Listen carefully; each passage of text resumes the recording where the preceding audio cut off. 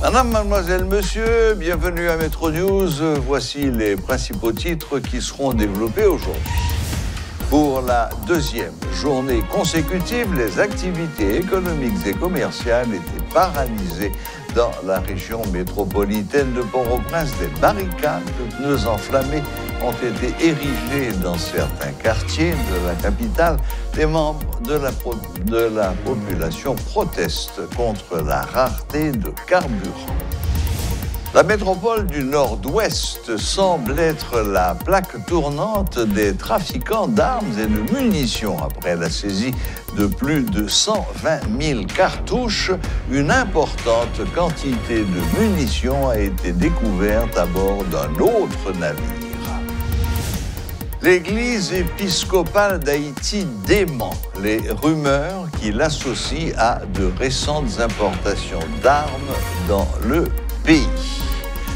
Dans un communiqué, cette institution précise qu'elle n'a effectué aucune importation et qu'elle n'a aucun conteneur en dédouanement à la douane de Port-au-Prince.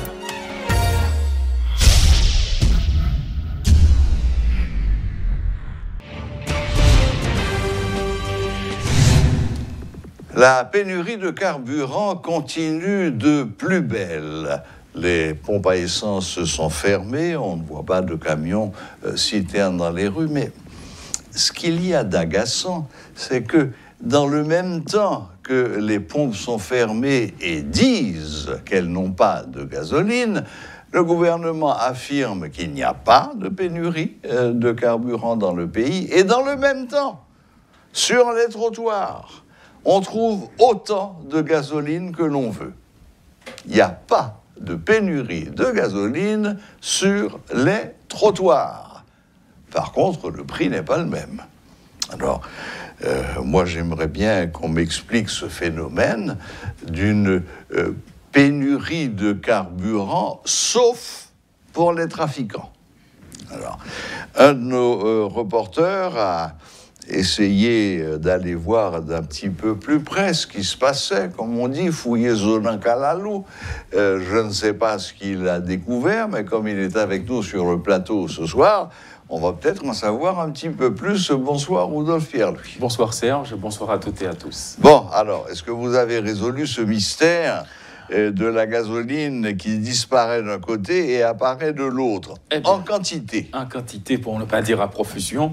Disons qu'en tant que journaliste, on a essayé de creuser justement pour savoir quelle est l'origine de ce problème.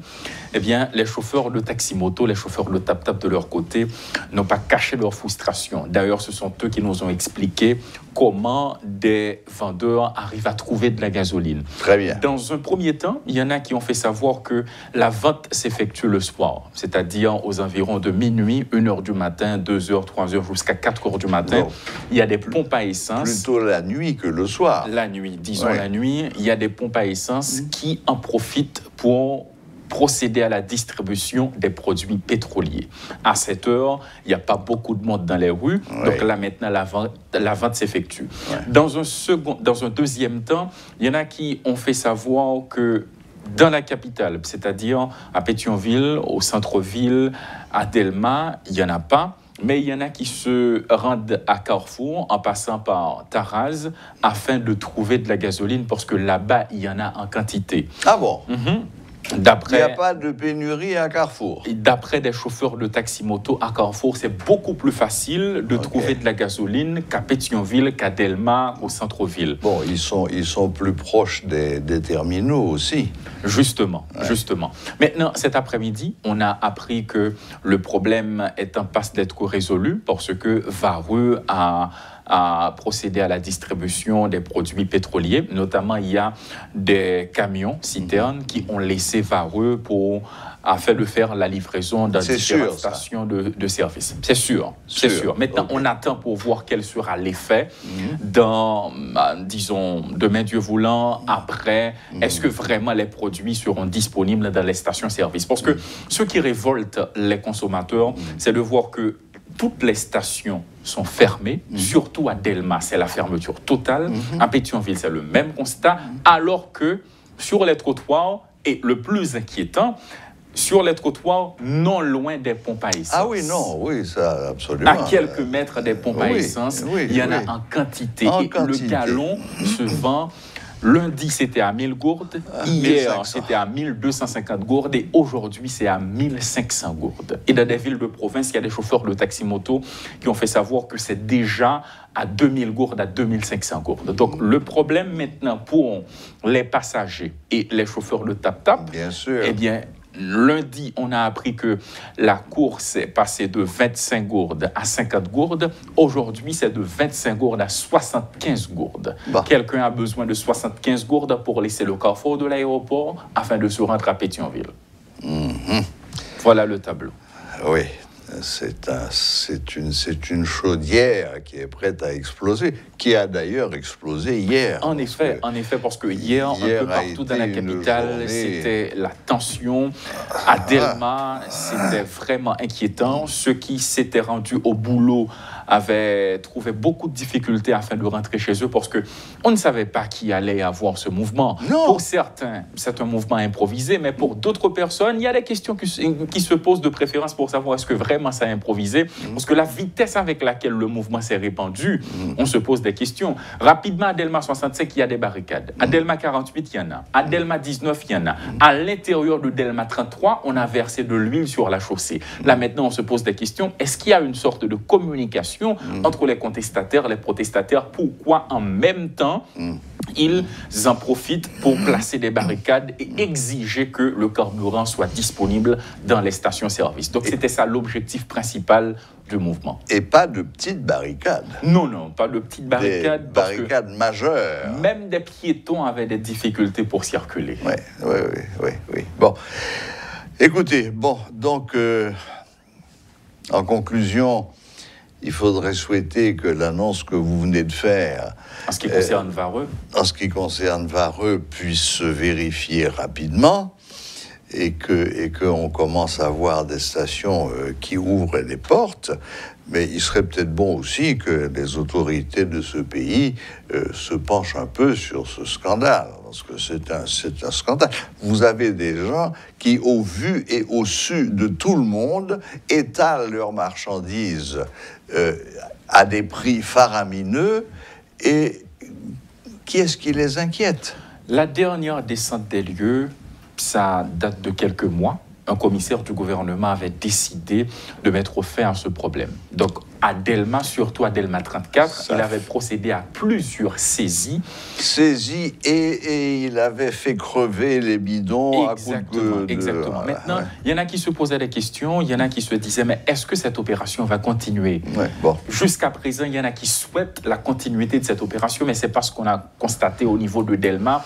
Parce qu'aujourd'hui, on était surpris, nous, les travailleurs de presse, on était surpris de voir qu'il y a toute une ligne de revendeurs de produits pétroliers depuis Delma 34, Delma 37, Delma 39, jusqu'au niveau de Delma 41. Il y a de la gasoline. Delma 52. Et Delma 52, il y a de la gasoline en quantité. Oui, non. Alors que les pompes sont fermées. Oui. Comme on dit, Brin-Ladin, j'ai bien été obligé, pour ne pas tomber en panne sèche, de prendre le coup de poignard, comme on dit. Eh bien, merci Rodolphe, merci de ces nouvelles qui, peut-être vont calmer les choses. Il y a des camions-citernes qui ont quitté Vareux et qui devraient commencer à procéder à la distribution des carburants dans les stations-service. Donc, les stations ne devraient pas tarder à rouvrir. Et puis, on connaît maintenant, la tactique, comment ils font pour se ravitailler. On sait où ils se ravitaillent. Il serait peut-être bon d'aller gratter un petit peu pour voir d'où vient cette collusion, car il s'agit de collusion. Alors, est-ce que les propriétaires de ces stations-service sont au courant? Est-ce que c'est eux qui organisent ce trafic? Ou bien est-ce que ce sont leurs employés qui, profitant de la nuit, se livrent à ce genre de trafic? Bien, j'espère les chauffeurs les accusent tout bonnement. J'espère qu'on obtiendra des réponses rapidement à cette question. Merci, Rudolf. Un plaisir. Et voilà, donc ne perdez pas espoir. Peut-être que dans les jours qui viennent, la situation va se calmer sur le front de la rareté de carburant. Au moins 3 cargaisons de plusieurs dizaines de milliers de munitions ont été saisies en moins de 72 heures à Port-de-Paix et à Port-au-Prince. La métropole du Nord-Ouest, Port-de-Paix, semble être la plaque tournante des trafiquants d'armes et de munitions. Quelques heures après la saisie de plus de 25 000 cartouches à bord d'un camion qui se dirigeait vers la capitale, une grande quantité de munitions a été saisie à bord d'un bateau. Les personnes appréhendées devraient permettre aux forces de l'ordre de mieux comprendre la stratégie des trafiquants. L'Église épiscopale d'Haïti dément les rumeurs qui l'associent à de récentes importations d'armes dans le pays, les qualifiant d'infondées. Le comité permanent de l'autorité ecclésiastique épiscopale exprime sa tristesse de voir son nom associé à l'importation en franchise de conteneurs contenant des armes et des munitions. Il assure dans un communiqué que l'Église épiscopale n'a effectué aucune importation et qu'elle n'a aucun conteneur en dédouanement à la douane de Port-au-Prince. L'Église épiscopale d'Haïti rappelle enfin que le dédouanement en franchise auquel elle est autorisée suit une procédure stricte qui nécessite la constitution d'un dossier et l'envoi de demandes en bonne et due forme au ministère des Affaires étrangères et des cultes, ainsi qu'au ministère des Finances, qui sont censés les analyser avant d'autoriser la récupération des marchandises. Notons que la rumeur d'implication de l'Église épiscopale dans l'importation illégale d'armes et de munitions a fait suite à l'interception mercredi de conteneurs à la douane de Port-au-Prince sur laquelle aucune information officielle n'a filtré jusqu'à présent. Les trafiquants d'armes sont beaucoup plus dangereux et meurtriers que les gangs. C'est ce que pense l'ancien diplomate Pierre-Antoine Louis. Selon le juriste, le gouvernement doit renforcer les douanes afin de lutter contre cette contrebande. Dénoncer avec tout ça qui nan comme nan moins que moun chita aux États-Unis. Ou acheter munitions, gon grand moun qui voye dans des 120 000 balles, ok, 120 000 balles, en bas de munitions. En théorie, 120 000 balles qui a tué 120 000 moun. En théorie. Ou chita aux États-Unis, ou voye 120 000 balles là, ensemble avec toute fatra moué dans l'arrière, on a voye. Faut que bagay ça condamné, et faut que yo joigne moun sa yo, faut que l'autorité américaine yo mette l'ordre la caillou, parce que il est anormal que des États-Unis d'Amérique, que des armes après rentrer, comme si les États-Unis sont savanes. Les armes sorti aux États-Unis après rentrer dans l'autre pays. Les armes sont quitté les États-Unis illégalement. Nos Américains ont pile question pour poser tête. Il y a une machine infernale d'irresponsabilité, d'insouciance, d'absence de civisme, d'absence de patriotisme. Un mépris de l'autre, un mépris de l'être humain. Mon cap voye les amis, moi mon bagaille en particulier contre nous. Et je pense qu'on doit mettre nous en prison. Machine cap commandé les amis. OK? Donc on monde qui passe en commande, on monde qui exécute commande là, on monde qui voye, et puis on monde qui réceptionne, et puis on monde qui a acheté le même monde qui réceptionne là. Donc toute chaîne ça. Et puis je souhaite tout en passant qui a saisi bateau. La loi doit pour faire ça. Je saisi a saisi bateau. Qui est allé déjà. Non, et puis saisi bateau. D'ailleurs écoutez, mais il y a un avocat là beaucoup y a un avocat qui mis là mon petit Jean, comprendre mon petit Jean estomaqué parce que attendez, bateau et amis viniens sont éléments à charge. Ça fait partie, n'est-ce pas, des éléments de preuve. Vous comprenez? Parce que le wall dans le tribunal là, faut ou ka parler avec le capitaine bateau. Vous comprenez? Faut ou ka comment on dit ça entretenir avec interroger le capitaine bateau pour dire qui ça le connaît.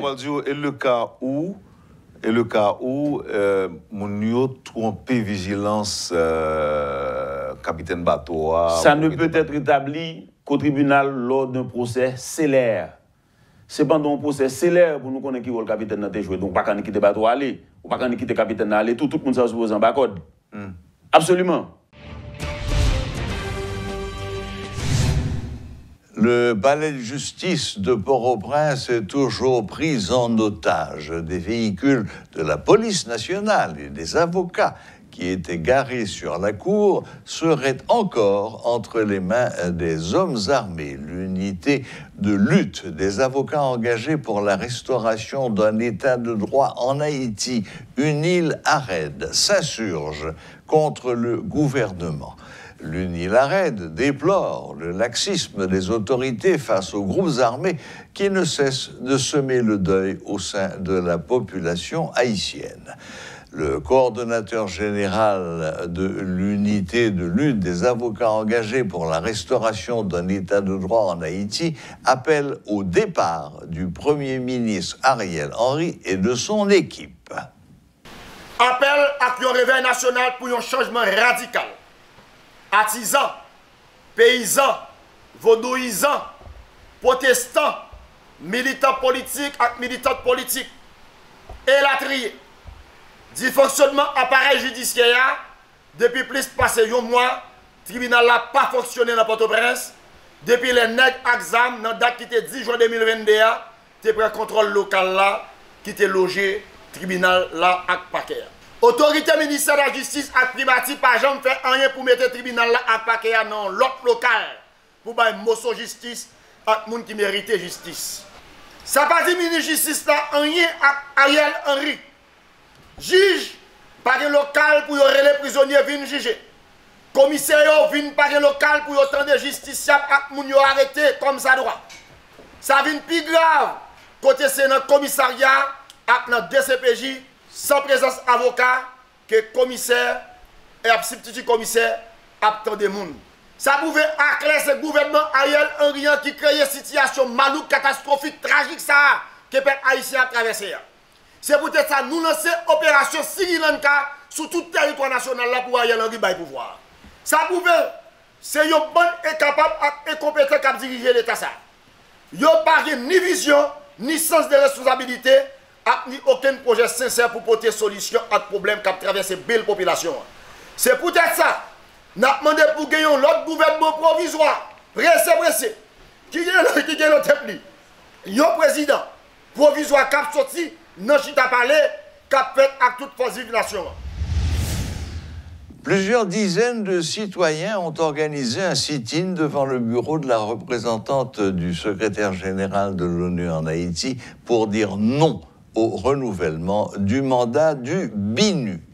Maître Iswick Théophin, membre signataire de l'accord du 30 août 2021, accuse l'Organisation des Nations Unies d'être responsable des récents affrontements à Cité Soleil afin de maintenir sa présence dans le pays. Les manifestants en ont profité pour crier leur colère face à l'actuel gouvernement et exigent le départ du docteur Ariel Henry du pouvoir.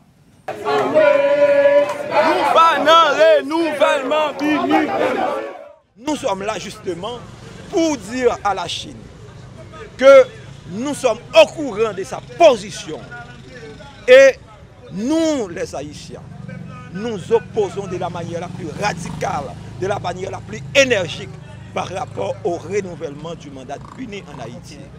Puisque Bini à favoriser l'instabilité chronique en Haïti. À chaque fois, mandat Buni doit renouveler dans le pays, l'insécurité a augmenté. Regardez ce qui a passé dans la Cité Soleil. Eh bien, ils ont fait ce qu'on appelle en matière commerciale la spéculation. Ils ont fait, c'est sous 100 personnes ils ont spéculé pour montrer qu'il y a une situation d'instabilité et puis qui pourrait justifier la présence dans l'espace là. Eh bien, je dis qu'il y a des centaines de gens qui ont tombé à chaque seconde en dans la Cité Soleil. Voilà, la boucle est bouclée. Merci de nous rester fidèles et à la prochaine, même heure, même chaîne.